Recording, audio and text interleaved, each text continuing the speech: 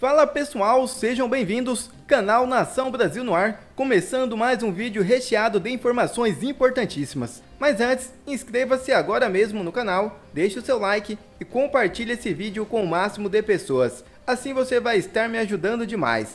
Giro na tela e notícias a seguir.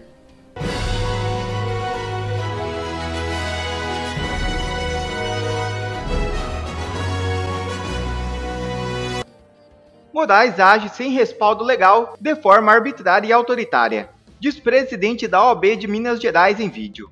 Em um pronunciamento divulgado nas redes sociais, nesta sexta-feira 16, Sérgio Leonardo, presidente da Ordem dos Advogados do Brasil em Minas Gerais, elevou o tom contra as recentes medidas adotadas pelo ministro Alexandre de Moraes do Supremo Tribunal Federal. O foco é a autorização concedida por Moraes para a execução da Operação Tempus Veritas da Polícia Federal, uma medida que, segundo o advogado, impõe restrições sem precedentes ao contato entre os investigados e seus defensores, afetando diretamente a advocacia. Leonardo não poupou palavras ao expressar sua preocupação. Um dia, impediram o advogado de ter acesso aos autos, mas como nós não gostávamos dos clientes deles, nós nada fizemos. Outro dia, impediram uma advogada de despachar um pedido urgente, mas como a cliente dela era ligada a um grupo político com o qual não simpatizávamos, nós nada fizemos. No terceiro dia, impediram alguns advogados de fazerem sustentação oral para defenderem seus clientes na tribuna.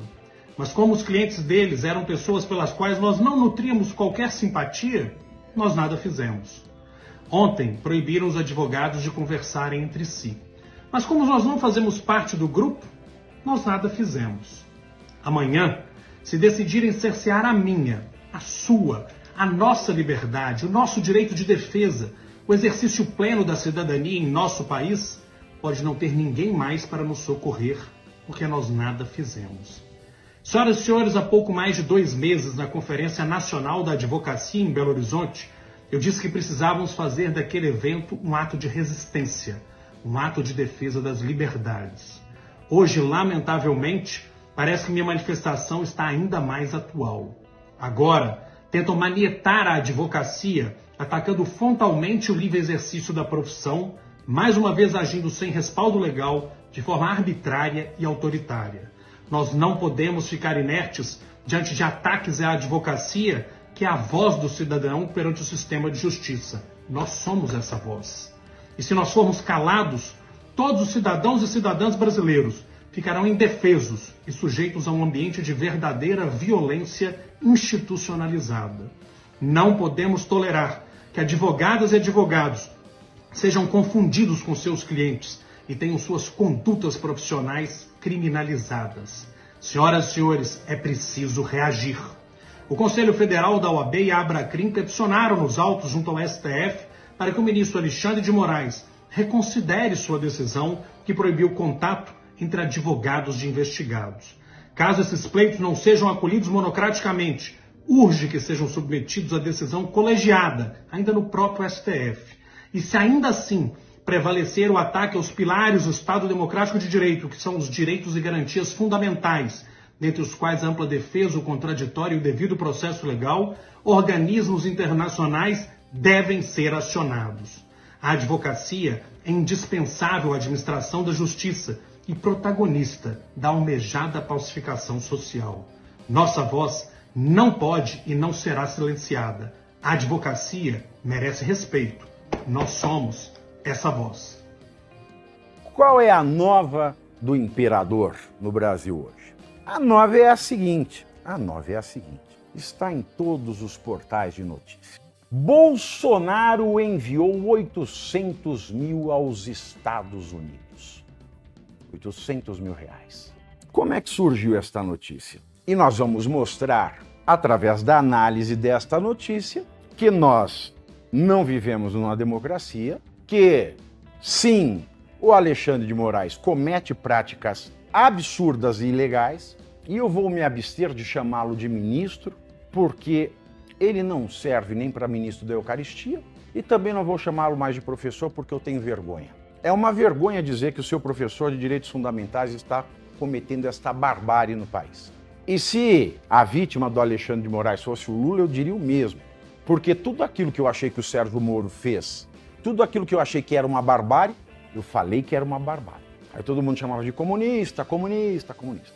Agora que eu falo o que o Sérgio, o Alexandre de Moraes está fazendo é uma barbárie contra o Bolsonaro, o povo fica me falando fascista, direitista. Nesse ponto, em matéria de ofício de jornalista, que é entregar uma informação em uma análise imparcial e em conformidade com a realidade do Estado. E também, como compromisso à minha profissão de professor de Direito, nesse ponto eu não posso ser nem direita nem esquerda, eu tenho que ser sempre direito e doa quem doer. Então como é que se chegou a esta notícia de hoje dos 800 mil reais do Bolsonaro? Se chegou a esta notícia porque nós temos um sujeito no Supremo Tribunal Federal, de nome Alexandre de Moraes, que foi meu professor e eu tenho vergonha de dizê-lo, e que não vou chamar de ministro, apesar do cargo, porque não é digno de ministério nenhum, porque ele não se cansa de destruir o Estado de Direito no Brasil. E destruir o Estado de Direito é destruir a democracia, de maneira que, se, como ele diz, o Bolsonaro e os golpistas do 8 de janeiro tentaram dar o golpe na democracia, eles só tentaram. Mas quem conseguiu foi ele, Alexandre de Moraes. Não só conseguiu, como está mantendo este golpe. E você está dizendo que o Alexandre de Moraes é antidemocrático? Estou.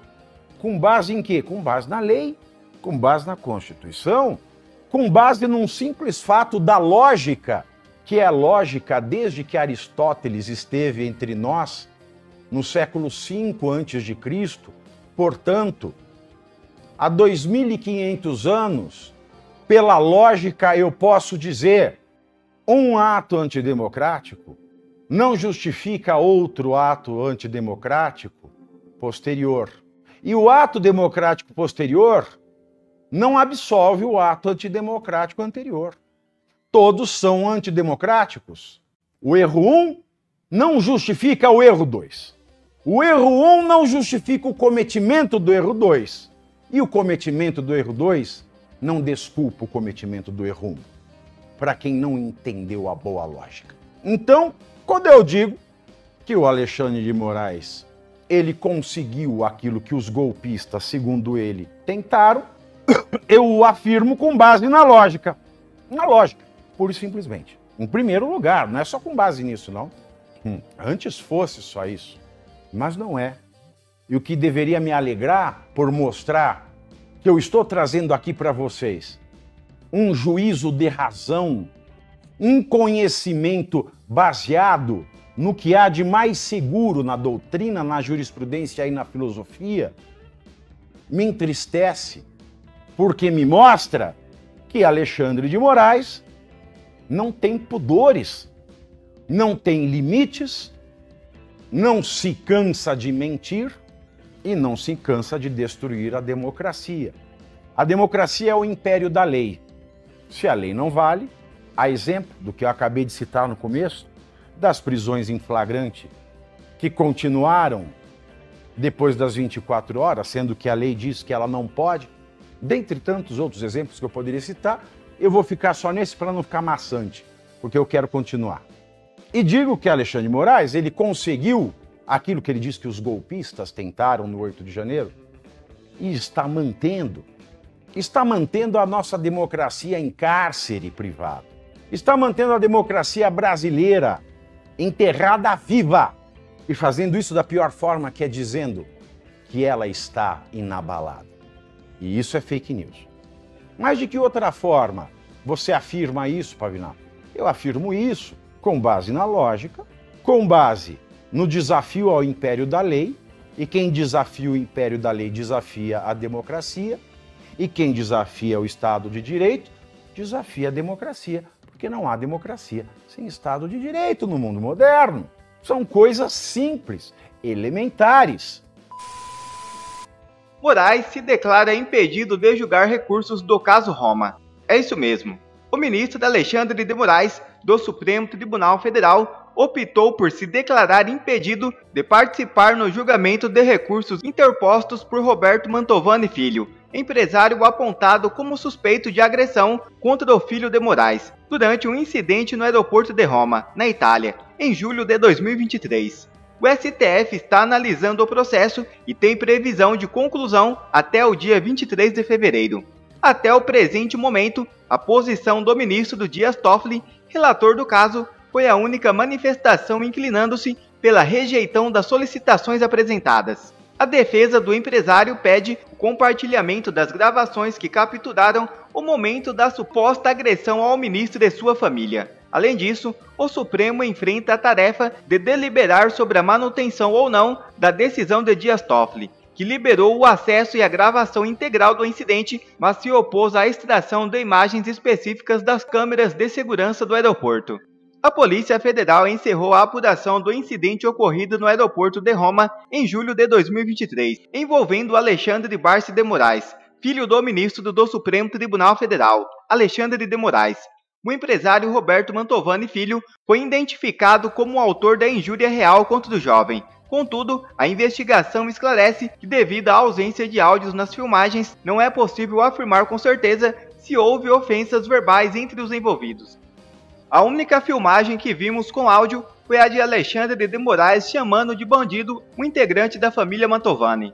Que a imprensa do consórcio vive divulgando como se fossem os mais graves do mundo, no fim das contas se revelaram fraquíssimos, sem provas, ratinhos, raquíticos, casos sem comprovação.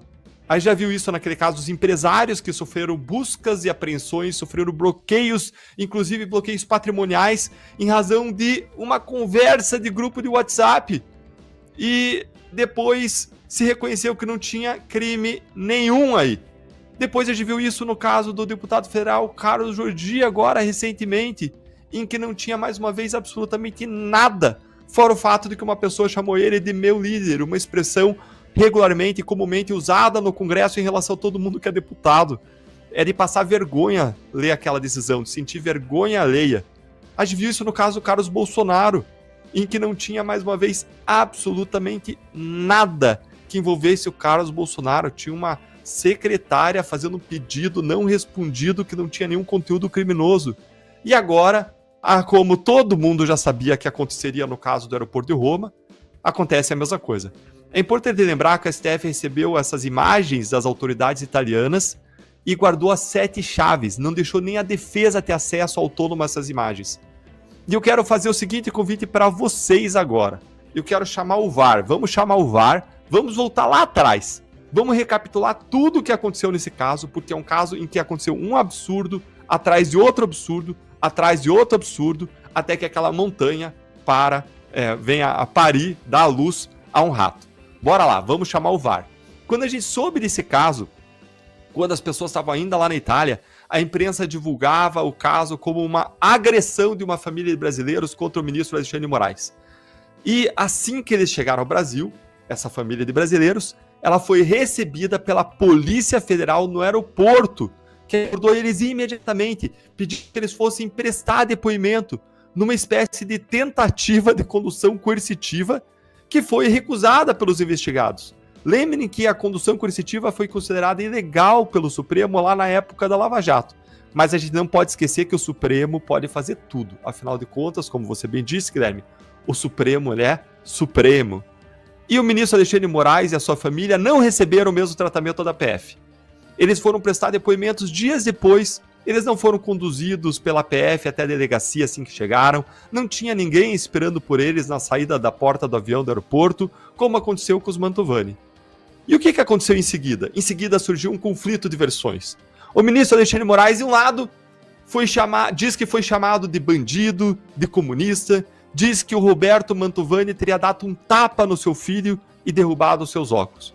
Do outro lado, a família Mantovani disse que eles é que foram xingados e agredidos malmente pelo ministro. O único vídeo disponível da briga mostra que o ministro Alexandre de Moraes realmente chamou um deles de bandido, de modo que até então as provas ajudavam a versão da família Mantovani comprovavam ou indicavam que era a verdadeira versão da família Mantovani e não o que o ministro dizia. E se havia um conflito de versões, então o mínimo que a gente deveria esperar é que ambas as partes, os dois lados dessa disputa, os dois lados de uma briga de vizinhos, como acontece todos os dias quando a polícia vai até uma briga de vizinhos, a gente espera que os dois lados sejam tratados da maneira igual, de modo imparcial, com um certo ceticismo, com uma dúvida, com ponto de interrogação no ar, até a investigação e as provas mostrarem quem está certo e quem está errado, concluírem quem era a vítima e quem era o criminoso. Porém, desde o início estava bem claro que se estava privilegiando a palavra do ministro Alexandre de Moraes como uma palavra e uma versão superior, ou mesmo sagrada, em relação àquela versão da família que estava sendo demonizada na narrativa da grande imprensa. Como se ele fosse o certo e a família fosse errada. Alguns dias depois, gente, a gente viu a ministra Rosa Weber decretar a busca e apreensão dos endereços da família Mantovani. É isso mesmo. Agora a gente está vendo que não aconteceu nada, que encerrou dizendo que não tinha ninguém certo, ninguém errado, basicamente, mas decretaram uma busca e apreensão nos endereços da família Mantovani, violando várias regras legais. Gente, qual é a justificativa para o Supremo Tribunal Federal atuar nesse caso? Não tinha nenhum suposto agressor, que era a família Mantovani, que tivesse foro privilegiado para esse caso ser tocado no Supremo, a não ser que eles reconhecessem que o ministro Alexandre de Moraes era investigado, que eles jamais reconheceram.